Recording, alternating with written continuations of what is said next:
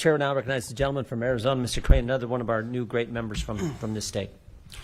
Thank you, Mr. Chairman, for allowing me to wave on to this committee. Thank you to my colleague, Mr. Siscomani, for hosting this in his district. Thank you, Mayor, for allowing us to have this here. Thank you, everybody in attendance, and thank you to the panel for showing up today. I'm going to read you guys a quote. I want to see if you guys know where this comes from. We're a nation who says if you want to flee and you're fleeing oppression, you should come. Anybody know who said that? Yep, bingo. And those who come seeking asylum, we should immediately have the capacity to absorb them, keep them safe until they can be heard. Anybody know who said that? Yeah, candidate Biden. First quote was 9/12/19. Second quote was 6/27/19.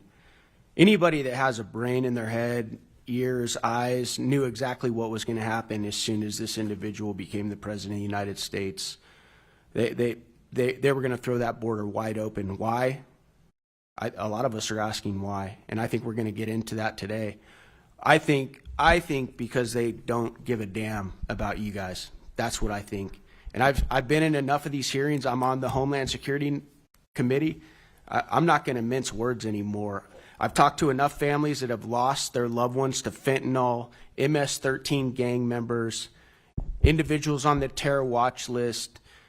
We've talked to hospital administrators talking to us about how overrun their facilities are.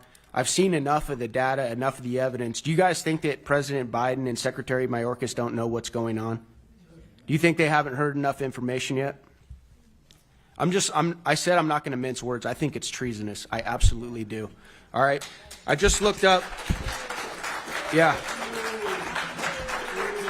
And I know that some people say, oh, that doesn't reach the legal definition of treasonous. Treasonous involving or guilty of the crime of betraying one's country. Do you guys feel betrayed? Yes. I know I do. I know I do, and I know a lot of you guys do too. I'm going to read you guys something from the Constitution of the United States. This is Article 4, Section 4. The United States shall guarantee to every state in this union a republic form of government and shall protect each of them against invasion. Do you guys think that President Biden and Secretary Mayorkas swore an oath to protect and defend the Constitution of the United States? No. Yep, they did. Are they doing that for you guys? No. How about, what do you think, Mr. Clem? Are they doing that? I don't think they're doing it to the best of their ability, that's for sure. Best of their ability? Mr. Clem, why do you think they developed an app to make it easier to get people into this country?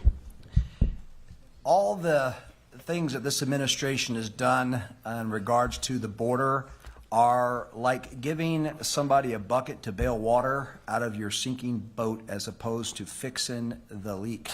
And that's what that app does, is to facilitate people in and in their minds get them out of Border Patrol's custody quicker. It has nothing to do with securing the border. The border is a national security threat if we don't get it secured. So yes, it's about facilitating people into this country, not forcing people to do things the right way. All right. You guys all have smartphones, right? Why do you guys have apps on your phone? Navigation apps, music apps, to make it easier for you guys to do certain functions, right? That's why they created an app, guys, to make it easier for them to flood this country with illegals. And we could sit here and we could talk about the different reasons why they're doing it. But the bottom line is this is a complete dereliction of duty, and they are betraying you, the American people. They don't care. They don't care. Mr. Karchner, what do you think, sir? Do you think this administration is stupid? Do you think they don't know what's going on? Do you think they're so foolish that they don't know the havoc they're wreaking on the American people? I would dare say that it's no longer ineptness that's going on. I believe there is some truth to the corruption. It's tough to ascribe anything else, isn't there, after this point?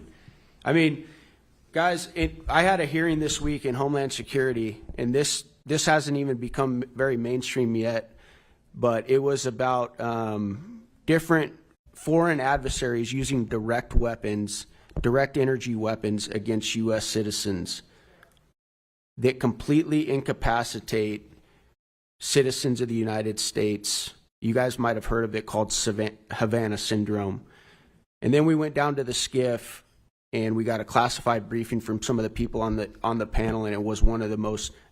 I'm a former Navy SEAL, so I've traveled around the world and hunted bad guys for a long time. But I can tell you this: when I went down to that skiff, it was one of the most terrifying briefs that I've ever been a part of. Okay, this is how brazen our enemies are becoming because of how foolish, corrupt, incompetent, and I would actually say wicked we have become.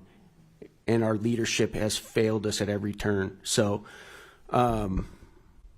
this next election is going to be important. Thank you guys for coming. Mr. Chairman, thank you for allowing me to speak.